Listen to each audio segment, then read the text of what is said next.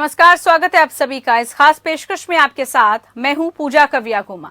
राजनीतिक सहिष्णुता पर सुप्रीम कोर्ट ने एक बार फिर से नेताओं को नसीहत दी है। दरअसल पश्चिम बंगाल राज्य ने गुरुवार को सुप्रीम कोर्ट को सूचित किया कि उसे एक पोर्टल में प्रकाशित रिपोर्टों पर दर्ज प्राथमिकी को रद्द करने पर कोई भी आपत्ति नहीं है। दरअसल राज्य की ओर से पेश वरिष्ठ अधिवक्ता ने न्यायमूर्ति संजय किशन कौल और न्यायमूर्ति एम सुंदरेश की पीठ को सूचित किया था कि राज्य ने प्राथमिकी में आगे नहीं बढ़ने का फैसला किया है। वहीं पीठ ने राज्य के फैसले की सराहना की और उम्मीद जताई कि अन्य राज्य भी इसका पालन करेंगे और ये एक नई शुरुआत भी होगी। इधर न्यायमूर्ति कौल ने मौखिक रूप से टिप्पणी की कि पत्रकार सार्वजनिक डोमेन में अन्यथा के परिणाम भुगतते हैं। आशा है कि दूसरे राज्य इसका पालन करेंगे। वहीं सुप्रीम कोर्ट ने कहा कि जो सार्वजनिक डोमेन में है उसका परिणाम पत्रकारों को भुगतना पड़ता है। राजनीतिक वर्ग समेत लोगों के लिए आत्मचिंतन का समय है। अदालत ने यह भी कहा कि अलग अलग राय रखने वाले लोगों के बीच सहिष्णुता के स्तर में गिरावट पर चिंता जताई। एफआईआर वापस लेने पर पश्चिम बंगाल सरकार के रुख की सराहना की है। सुप्रीम कोर्ट ने आशा व्यक्त की है कि अन्य राज्यों द्वारा भी कुछ ऐसा ही पालन किया जाए। अलग अलग विचारों वाले लोगों के खिलाफ आपराधिक कार्रवाई शुरू नहीं होगी। सुप्रीम कोर्ट ने उम्मीद जताई कि ये एक नई शुरुआत हो सकती है। इस मौके पर कोर्ट ने दो पूर्व प्रधानमंत्रियों पीवी नरसिंह और अटल बिहारी वाजपेयी का उदाहरण देते हुए कहा कि ये दोनों राजनेता दो अलग अलग विचारधारा वाले दलों के थे, लेकिन फिर भी एक दूसरे के लिए आदर और सम्मान का भाव था। बेंच पोर्टल की संपादक नुपुर जे शर्मा और अन्य की ओर से दायर एक रिट याचिका पर सुनवाई कर रही थी। पीठ ने राज्य सरकार के फैसले को दर्ज किया और प्राथमिकी रद्द कर याचिकाओं का निपटारा किया। याचिकाकर्ताओं ने अदालत के समक्ष प्रस्तुत किया कि पुलिस द्वारा कानून के दुरुपयोग प्राथमिकी प्रेस की स्वतंत्रता को दबाने के दर्ज के लिए की गई है। इधर पश्चिम बंगाल सरकार की आलोचना करने वाली समाचार रिपोर्टों की वजह से कार्रवाई की गई है। आपको बता दें कि सुप्रीम कोर्ट ने पिछले साल जून में 3 प्राथमिकी में जांच पर रोक लगाते हुए एक अंतरिम आदेश पारित किया था। सितंबर 2021 में कोर्ट ने इसके खिलाफ दर्ज एक एफआईआर में जांच पर रोक लगा दी थी। वहीं भारतीय दंड संहिता की धारा 153 ने धार्मिक समूहों के बीच दुश्मनी को बढ़ावा देना, 504 शांति भंग करने के इरादे से जानबूझकर अपमान करना और 505 सार्वजनिक शरारत के लिए प्रेरित करने वाले बयान के तहत प्राथमिकी दर्ज की गई थी।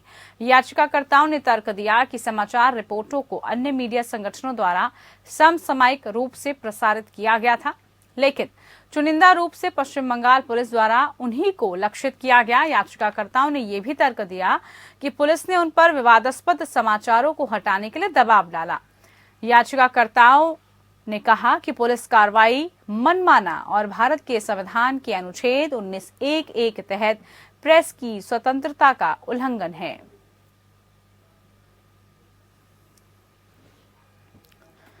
तो राजनीतिक सहिष्णुता को लेकर आज का पूरा विषय, जिसको लेकर सुप्रीम कोर्ट ने जो कुछ भी कहा, उस पर आपको एक विस्तृत जानकारी हमने दी कि आखिरकार इस पूरे मामले को लेकर क्या कुछ कहा गया है। पश्चिम बंगाल सरकार ने इसको लेकर, कोर्ट ने इस पर शाबाशी दी है और उनको अप्रिशिएट किया गया है, क्योंकि पश्चिम बंगाल सरकार ने जो एफआईआर दर्ज की थी उसको वापस ले लिया है। तो अदालत की राजनेताओं को सीख और ये कहा है कि आपस में आप बैर मत रखिए, बल्कि जिस तरीके का अब माहौल है उसको देखते हुए आपको अपने आप को जो नसीहत दी है वो यही है कि आत्मचिंतन का समय आ गया है। राजनीतिक वर्ग समेत जो लोग हैं उनको अब आत्मचिंतन करना चाहिए। तो नुपुर शर्मा की याचिका पर कोर्ट ने ये सुनवाई की है, जो इस वक्त हम आपको बता रहे हैं। उनकी तरफ से ये सुनवाई में कहा गया है। तो पश्चिम बंगाल सरकार के खिलाफ ये याचिका, जिसमें खासतौर पर पत्रकारों को जो टारगेट किया गया था और उसके बाद उनको अपनी रिपोर्ट वापस लेने के लिए कहा गया था, उसको लेकर ये जो है सुनवाई हुई है, जहां पर राजनीतिक असहिष्णुता का जो मामला है वो समझ आया। अदालत ने कहा है कि राजनेताओं को सीखने की जरूरत है। दरअसल देखिए, सीधी सी बात है कि चुनावों के वक्त में हम देखते हैं किस तरीके की हिंसात्मक घटनाएं होने लगती हैं, और अब तो राजनीति का स्तर इतना निम्न हो गया है कि एक दूसरे पर आप पर्सनल कमेंट्स करते हैं, आप उन पर पर्सनल अटैक्स करते हैं। आपस में इस तरीके की जो लूज टॉक जिसे हम कहते हैं, इस तरीके की शब्दावली का इस्तेमाल किया जाता है, खुले मंच पर एक दूसरे को कुछ भी अनाप शनाप कह दिया जाता है, जिसके बाद शायद जो कोर्ट की तरफ से अब कहा गया है उसके बाद हमारे राजनेताओं में इसको लेकर थोड़ा सुधार आए। तो इसीलिए जो रिट जो याचिका थी उसी को लेकर ये जो पूरा फैसला है उसको दर्ज करके ये बात सामने आई है कि राजनीतिक सहिष्णुता कितनी जरूरी है। खास मेहमान इसी पर चर्चा करने के लिए हमारे साथ जुड़ चुके हैं, उनसे परिचय आपका करा देती हूँ, फिर हम चर्चा को आगे बढ़ाएंगे। हमारे साथ सूर्य मैथिली जी बीजेपी से जुड़े हैं, बहुत स्वागत है आपका। हमारे साथ विजय कौशिक जी कांग्रेस से हैं। हमारे साथ Shashank Vajpayee ji lawyer supreme court से हैं। बहुत स्वागत आप सभी खास मेहमानों का इस खास कार्यक्रम में। आज का विषय हमने बताया आपको। सबसे पहले शशांक वाजपेयी जी, आप लॉयर हैं, आप इसे जरा समझना चाहेंगे इस पूरे विषय को, इस याचिकाओं का जो निपटारा और जो सुप्रीम कोर्ट ने कहा है राजनेताओं को की नसीहत दी गई है कि अब आपको आत्मचिंतन की जरूरत है, आप अपने जो भी आप इस तरीके की बातें करते हैं उसको आप सोचिए समझिए, यानी कि राजनीति में शुद्धिकरण की आवश्यकता है। अब देखिए, राजनीति हमेशा ही राज्य से जुड़ी हुई विषय रहा है और राज्य के जुड़ा हुआ विषय जब भी उच्चतम न्यायालय में आता है हमेशा उसका उद्देश्य यह होता है कि किसी भी राज्य और किसी भी समूह, जो राज्यों का समूह बना हुआ है, जो भारत संघ है, उसमें एक निश्चित रूप से सबके प्रति सम्मान की भावना हो, विकास की भावना हो।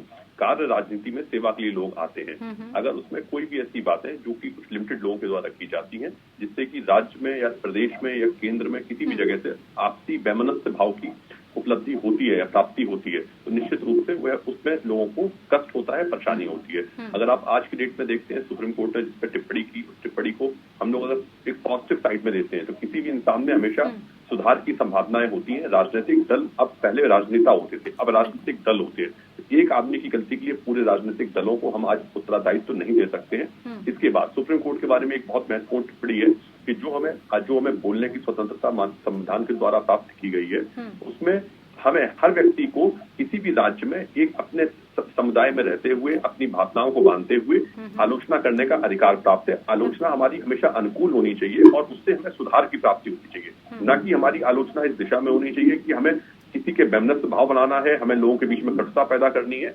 इस दिशा में सुप्रीम कोर्ट का एक सुझाव था, एक सुझाव नहीं था, सलाह थी, जो कि आपसी बातचीत के द्वारा आपसी बातचीत जब हो रही थी तो उन्होंने एक सलाह दी कि भाई कभी कभी व्यंग होते हैं, बातचीत होती है, न्यायमूर्ति लोग अपनी बात कहते हैं, अधिवक्तागण अपनी बात कहते हैं, और उनका हमेशा उद्देश्य ये होता है कि राज्यों में और नेताओं में या आने वाले लोगों को सीखने का मौका मिले और बताने का मौका मिले। इसको राजनीतिक दृष्टि से न देख के निश्चित रूप से एक अच्छी प्रेरणा के रूप में हमें देखना चाहिए और इसका पालन भी करना चाहिए। बिल्कुल, और इसका पालन होगा कैसे, यही हम पॉलिटिकल पार्टी से जरा जानने की कोशिश करते हैं।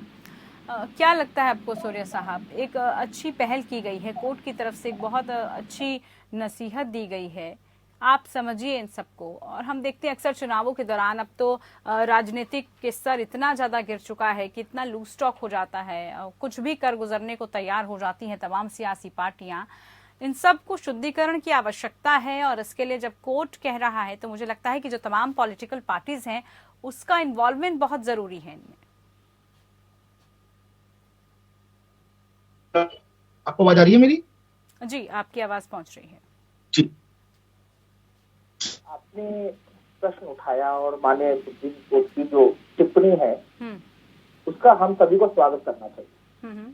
और ये टिप्पणी पश्चिम बंगाल के संदर्भ में है जी। ये वही पश्चिम बंगाल है जहां पर कि अभी हमने इतनी भारी मात्रा में राजनीतिक शिक्षा देखी है। ये इसका संज्ञान NHRC ने भी लिया, माननीय हाईकोर्ट ने भी लिया और वो बात सुप्रीम कोर्ट तक पहुंची। तो आशा करता हूं कि सुप्रीम कोर्ट ने जो टिप्पणी की है उस पे पश्चिम बंगाल की जो सरकार है वो विचार करेगी और जिस प्रकार की जो ऑनर किलिंग्स हो रही हैं इस समय में और जिस प्रकार की जो पॉलिटिकल किलिंग्स हो रही हैं पश्चिम बंगाल में, वो रुकेंगी भाजपा कार्यकर्ताओं की। क्योंकि ये तो जनता जानती है, पूरा देश जानता है कि किस प्रकार की जो हत्याएं हैं, राजनीतिक हत्याएं चुनावों से पहले और चुनावों के बाद हुई हैं पश्चिम बंगाल के अंदर। और पूरे देश के संदर्भ में यदि आप देखें तो ये जो राजनीतिक जो केस हैं या राजनीतिक जो आप कह लीजिए प्रहार कह लीजिए इनको, जिसकी अभी जो माननीय सुप्रीम कोर्ट ने जो पॉइंट आउट किया, तो तो उसके अंदर मैं बस इतना कहना चाहूंगा कि कांग्रेस ने इस देश के अंदर एक परिपाटी शुरू की थी कि जो भी उनके खिलाफ बोलेगा उसको जेल में ठोक दिया जाए। आप देखिए इमरजेंसी के अंदर जिस प्रकार से पूरी की पूरी देश के विपक्ष को बंदी बनाया गया और उसके बाद पूरे देश की जो मीडिया थी उसको भी बिल्कुल बैन कर दिया गया। जी।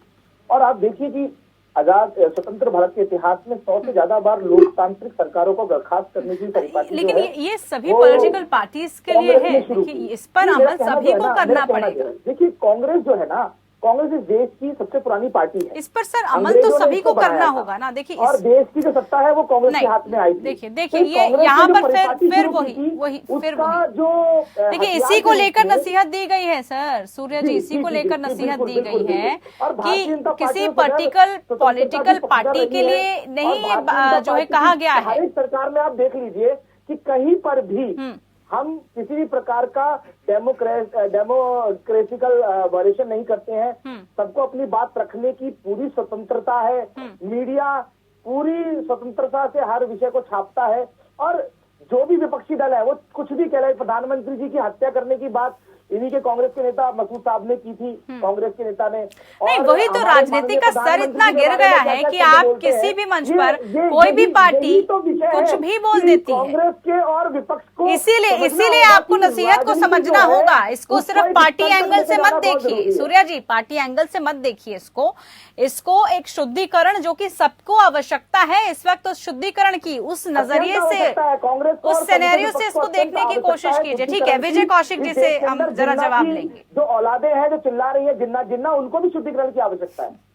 चलिए ठीक है, विजय कौशिक जी देखिए अहम जो पहल है सुप्रीम कोर्ट की तरफ से जब आती है तो उसको समझना हमें हर एंगल से होगा कि वाकई में देखिए कितना दुरुपयोग होने लगा है हर एक चीज का और क्या कुछ पिछले दिनों चुनावों में क्या कुछ नहीं हुआ। इसके संदर्भ में सिर्फ पॉलिटिकल पार्टी किसी एक के लिए नहीं बल्कि सभी को क्या कदम उठाने की जरूरत है सबके लिए। जी देखिए, सबसे पहले तो मैं कहूँगा मुझे ऐसा लगता है कि माननीय सुप्रीम कोर्ट अपनी ताकत को खो चुका है और जब ताकत खो चुका है तो उसे ये समझना चाहिए कि सुप्रीम कोर्ट कोई पाठशाला नहीं। अगर मान लीजिए देश की बात चल रही है कि कोई नया सिस्टम डेवलप की बात सुप्रीम कोर्ट को करनी चाहिए। ये कहना चाहिए कि जो संविधान में हमारे अधिकार हैं उनके तहत ऐसे जो सरकारें इस तरह का काम कर रही हैं या जो राजनीतिक पार्टियां इस तरह के काम कर रही हैं उन पर बैन लगना चाहिए। उनको चुनाव में भाग लेने का अधिकार ही नहीं होना चाहिए। अभी मेरे भाई भाजपा के प्रवक्ता कह रहे थे कि मोदी की हत्या की बात कही कांग्रेस नेता ने। अरे भाई, संविधान में इस तरह की इजाजत तो किसी को नहीं दी गई कि देश की प्रधानमंत्री की हत्या की बात करे। उसको जेल में क्यों नहीं डाला आपकी सरकार ने? आपकी सरकार सो कह रही है। लानत है आपकी पार्टी, लानत है आपकी सरकार कि जिस देश में एक कांग्रेस का नेता प्रधानमंत्री की हत्या की बात करता और खुला घूम रहा है। लानत है ऐसी व्यवस्था। तो कानून का काम पाठ पढ़ाती है, कानून का काम डंडे के दम पर उन कानूनों को लागू करा। ठीक है। बात विजय जी आपकी अधूरी रह गई थी, आप अपनी बात कंप्लीट कर सकते हैं, फिर आगे सवाल पूछूंगे। तो कोई पाठशाला नहीं है कि जहाँ पाठ पढ़ाने का काम हो, वहाँ कानूनों की बात होती है। अगर कानून हो रहा है तो उसके लिए सजा का ऐलान हो, आगे से कोई कानून ना तोड़े उसके लिए कोई ऐसी व्यवस्था सुप्रीम कोर्ट द्वारा निर्धारित चाहिए। चुनाव आयोग को निर्देशित किया जाना चाहिए कि जो भी पार्टी या जिस भी पार्टी के नेता इस तरह का कृत्य करते हैं जो संविधान के खिलाफ है या जिससे किसी भी तरह का देश का नुकसान होता है या देश में असुविधा का वातावरण बनता है, ऐसे लोगों पर लगाम कसी जाए, उन्हें अयोग्य घोषित किया जाए, उन पार्टियों को बैन कर दिया जाए जो समाज के अंदर जहर घोल रही हैं। जैसे मान लीजिए ओवैसी की पार्टी का नाम भी आता है जिसे भाजपा की बी टीम कहा जाता है। तो मेरे कहने का केवल अर्थ यही है कि अगर भाजपा प्रवक्ता के मुताबिक कांग्रेस के किसी नेता ने कहा है प्रधानमंत्री की हत्या के बारे में, तो ऐसे लोग खुले क्यों घूम रहे हैं? उनके खिलाफ सुप्रीम कोर्ट को सख्त निर्देश देने चाहिए, भाजपा को कड़ी कार्रवाई करनी चाहिए, उन लोगों को जेल में भेजा जाना चाहिए। केवल जुबानी बात करने से, जनता को बरगलाने से ये समस्याएं देश की हल नहीं होने वाली। सुप्रीम कोर्ट को भी पाठ पढ़ाने की जगह कानून का डंडा उठाकर हाथ में और आदेश देने चाहिए, चाहे ममता बनर्जी हो, चाहे मोदी जी हो, चाहे राहुल जी हो, चाहे कोई हो। जैसे देश का संविधान सभी के लिए बराबर है, तो कानून के तहत सभी के खिलाफ कार्रवाई हो जो गलत करे। वाजपेयी जी, क्या इस पर अब आपका तर्क है? और यकीनन जो है अब बार बार पॉलिटिकल पार्टीज को अगर इस तरीके की हिदायत देने के बावजूद भी अगर उस पर कड़ी कार्रवाई नहीं होगी तो एक संदेश नहीं जाएगा लोगों के बीच में भी। और खासतौर पर जैसे हमने देखा कि मीडिया कर्मियों के अगेंस्ट में केसेस हुए, अगर किसी भी पॉलिटिकल पार्टी के हक में या फिर उसके अगेंस्ट में कुछ भी आप रिपोर्टिंग कर देते हैं तो फिर आप समझिए कि आप के पीछे वो हाथ धो के पड़ जाएंगे। उस पर किस तरीके का संज्ञान लेने की जरूरत है? और आज एक बहुत महत्वपूर्ण बात आप भी स्वीकार करिए, भारतीय संविधान के अंदर दल का कहीं कोई प्रावधान नहीं है। उसमें जन सेवा के लिए चुनने वाले नागरिक लोकसभा के सदस्य होंगे, राज्यसभा के सदस्य होंगे, विधान परिषद और विधानसभा के सदस्य होंगे और छोटी इकाइयों में सभासद होंगे या जिला पंचायत के सदस्य होंगे। उसके बाद कई लोगों ने एक कहा कि भाई हम लोग एक विचारधारा के इंसान है और हमें एक पार्टी बना लेनी चाहिए। उस रूप में हमारे यहाँ विभिन्न पार्टियों का गठन हो गया, चाहे वो भारतीय जनता पार्टी हो, कांग्रेस हो, बहुजन समाजवादी पार्टी हो, कोई भी पार्टी हो। पार्टी के अंदर और न्याय व्यवस्था के अंदर दो चीजें बड़ी आपको स्पष्ट रूप से समझनी होगी कि जो न्याय व्यवस्था का शासन है वो एक कानून के अनुसार चलता है, विधि के अनुसार चलता है, परंतु जो उनकी विचारधाराएं हैं उन विचारधाराओं को जो तोड़ा जा रहा है, उनको नए रूप में बनाया जा रहा है, ये किसी एक व्यक्ति विशेष का विवेकाधिकार है। जब माननीय अम्बेडकर जी से पूछा गया था कि भाई आप संविधान में क्या आप संविधान की आत्मा को मानते हैं, तो निश्चित रूप से जो जनमानस के द्वारा की गई सेवा के लिए हम लोग आए थे उसको भूल के अगर हम अपने निजी स्वार्थों में लग जाते हैं तो निश्चित रूप से ये भावना देश हित के खिलाफ हो जाती है, जिसको हम देशद्रोह कहते हैं, देश हित के खिलाफ होती है। मीडिया भी एक बहुत चौथा पिलर है, अपना बहुत महत्वपूर्ण रोल राज्य में निभाता है। कुछ पत्रकार गणों की भी ऐसा नहीं है, तो वे भी ये देखते हैं कि हमें किसी राजनीतिक हित को साधना है तो निश्चित रूप से कुछ टिप्पणियां आती हैं जाती हैं। जब हम हमेशा निष्पक्ष पत्रकारिता, निष्पक्ष राजनीतिक रूप से न्याय की बात करते हैं तो हमें इस बात की दिशा में बहुत अच्छी तरह से सोचना होगा कि अगर उचित और अच्छे राजनेता हमारे पास होंगे, हमारे पास चुनाव होगा तो निश्चित रूप से इस राज्य में और केंद्र में दोनों जगह एक अच्छी राजनीति, अच्छी परिपाटी की शुरुआत होगी। इस दिशा में सुप्रीम कोर्ट द्वारा दिया गया सलाह हमेशा सराहनीय है। सुप्रीम कोर्ट का हमेशा कार्य है कि वह उचित सलाह समय समय पर राज्य में मुकदमों के माध्यम से जनप्रिय नेताओं को और देश की आम जनता को मैसेज के रूप में देती रहे। आज हम एक चीज और देखने को जो बड़ी महत्वपूर्ण बार बार कही जा रही है कि पार्टी ये कह रही है, पार्टी कभी कुछ नहीं कहती, पार्टी एक विचारधारा के तहत चलती है। उसमें कई तरह के लोगों का संगम होता है। जो संगम होता है कभी अच्छे लोगों का हो जाता है, कभी बुरे लोगों का हो जाता है, कुछ राजनीतिक द्वेष होते हैं। इससे एक छवि को न देखा जाए, इस रूप में देखा जाए कि राजनीतिक पार्टियों का और जन नेताओं का उद्देश्य केवल जनता के हित के लिए कार्य करना हो और ऐसा भावना हो कि राज्य का और केंद्र का, पूरे देश का विकास हो सके। इस दिशा में सुप्रीम कोर्ट भी हमारे साथ है, पत्रकार भी हमारे साथ होने चाहिए, आम जनता भी हमारे साथ होनी चाहिए और राजनीतिक हित की पूरी बात होनी चाहिए। एक बात मैं बार बार आपसे कहना चाहूंगा, आप बार बार कह रही थी कि राजनीतिक रूप से राजनीति पार्टियों का स्तर बहुत गिर चुका है, राजनीति का स्तर कभी नहीं था, राजनीति हमेशा अच्छी थी।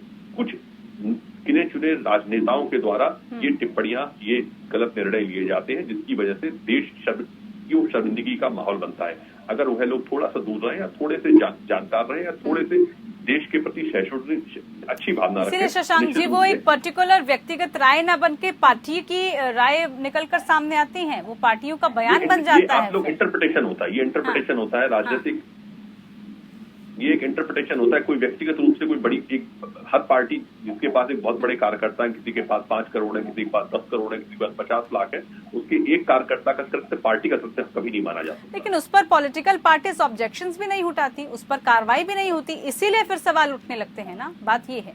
चलिए सूर्या जी हैं हमारे साथ, उनसे जरा सवाल कर लेते हैं। सूर्या जी, कोर्ट ने इस दौरान बड़ा अच्छा एग्जाम्पल दिया है कि 2 पूर्व प्रधानमंत्री PV नरसिंह और अटल बिहारी वाजपेयी का उदाहरण दिया है कि देखिए अलग अलग आपके विचारधारा थे, आपकी अलग अलग मत थी, अलग अलग राय थे, उसके बावजूद भी जब आप एक मंच पर होते थे, जब आप एक साथ होते थे तो सम्मानित नजरों से देखा जाता था, ना कि इस तरीके की आजकल हम देखते हैं कि बहुत ही निम्न स्तर की शब्दावलियों तक का इस्तेमाल कर दिया जाता है। तो वो कॉन्सेप्ट फिर से लाने की जरूरत है ताकि जो युवा वर्ग है, खासतौर पर जो राजनीति के मायने अब समझ रहा है, जो बदलाव देख रहा है, उसके मन में भी आए कि नहीं, राजनीतिक लोग अच्छे भी होते हैं, राजनीति अच्छी भी होती है। धन्यवाद पूजा जी, आपने बहुत ही अच्छा जो है वो उदाहरण भी दिया और प्रसंग छेड़ा। मैं भी इसी प्रसंग पे आ रहा था। अब देखिए कि माननीय अटल बिहारी वाजपेयी जी ने जब युद्ध हुआ था भारत और पाकिस्तान का, तब किस प्रकार से बिल्कुल साथ खड़े होकर इंदिरा गांधी जी का समर्थन किया और कहा था कि हम देश एक साथ है, आप जो निर्णय लेंगी देश पूरा साथ है। आप देखिए कि किस प्रकार से अटल बिहारी वाजपेयी जी का जो उदाहरण दिया, ये अपने आप में ऐतिहासिक है, राजनीतिक सहिष्णुता के लिए। लेकिन आज के समय में आप देखिए जिस प्रकार से देश के अंदर सर्जिकल स्ट्राइक देश की सेना ने की, उसमें किस प्रकार से राजनीतिक दलों ने प्रश्न उठाए, वहां पर सबूत तक मांगे गए। तो ये तो बहुत ही जिसे कहते हैं राजनीतिक शुद्धिकरण की अत्यंत आवश्यकता है कि आप देखिए कि राहुल गांधी, जब देश के संग तनाव चल रहा है चीन का और राहुल गांधी जी जाकर चाइनीज राजदूत के संग चाउमीन खा रहे हैं, तो ये कुछ ऐसे प्रसंग है, मैं ज्यादा उसमें नहीं जाना चाहूंगा डीपली, लेकिन मैं इतना कहना चाहूंगा कि देश के प्रधानमंत्री का सम्मान हमें सदैव करना चाहिए। आज हमारे पास ऐसा प्रधानमंत्री है, उसको वर्ल्ड लीडर के तौर पे वो देखा जा रहा है। राजनीतिक शुद्धिकरण की आवश्यकता है कि पार्टी से ऊपर उठकर पहले राष्ट्र होना चाहिए। ये भाजपा की आइडियोलॉजी रही है, यही कारण है कि हमें गर्व से कहते हैं कि हम आज भी राजनीतिक रूप से पूर्णतः शुद्ध हैं और विपक्ष को शुद्धिकरण की आवश्यकता है। देश की सेनाओं का जब पराक्रम बढ़ रहा था, डोकलाम में वापस किया सेना ने चाइना को, तब भी वहां पर हमारे राजनीतिक दलों ने पता नहीं कितने प्रश्न उठाए। तो ये राष्ट्रीय सुरक्षा के विषय पे हो जाए, चाहे अंतरिम सुरक्षा के विषय पे हो जाए, आज ट्रेंड जो है चाहे कांग्रेस हो चाहे दूसरे विपक्षी दल हो, वो चला रहे हैं। जैसे जिन्ना का आपको मैं एक छोटा सा उदाहरण दूंगा कि जिन्ना का महिला मान बंधन अभी अखिलेश यादव जी ने किया। आप ये समझिए इस देश के अंदर यदि जिन्ना का महिमा मंडन हो रहा है तो हमारी राजनीति कितनी निम्न स्तर पर पहुंच गई है, ये सोचने वाली बात है। अभी आप देखिए कि सीडीएस शहीद जनरल रावत साहब का अभी असैसिनेशन हुआ, वो भगवान के पास गए, स्वर्गवास हुआ उनका, उसके ऊपर किस प्रकार की टिप्पणियां, हल्के स्तर की टिप्पणियां हुई, तो उसको हम यही कहेंगे कि विचारधारा एक पर्टिकुलरली वोट बैंक को साधने के लिए हिंसा करना, यही शुद्धिकरण की आवश्यकता है। और इसके लिए अत्यंत आवश्यक है कि कुछ पैरामीटर सुप्रीम कोर्ट भी तय करे कि यदि कोई देश के विषय में कोई बोलेगा या कोई इस प्रकार की अभद्रता करेगा तो उसके ऊपर कानूनी कार्रवाई, बिल्कुल एक समान कार्रवाई होनी चाहिए इस पर। बिल्कुल बहुत शुक्रिया आप खास मेहमानों का। चर्चा में आप लोग शामिल हुए, हमारे साथ चर्चा की हमने और बड़ी गहनता से चर्चा के साथ ही इस बात को लेकर विस्तार से बातचीत हुई कि इस वक्त राजनीति में किस तरह के सुधार की जरूरत है। हालांकि सुप्रीम कोर्ट ने नसीहत जरूर दी है, अब उस पर कितना संज्ञान लिया जाता है, उसको फॉलो कितना किया जाता है, ये देखना होगा। फिलहाल के लिए खास पेशकश में इतना ही। नमस्कार।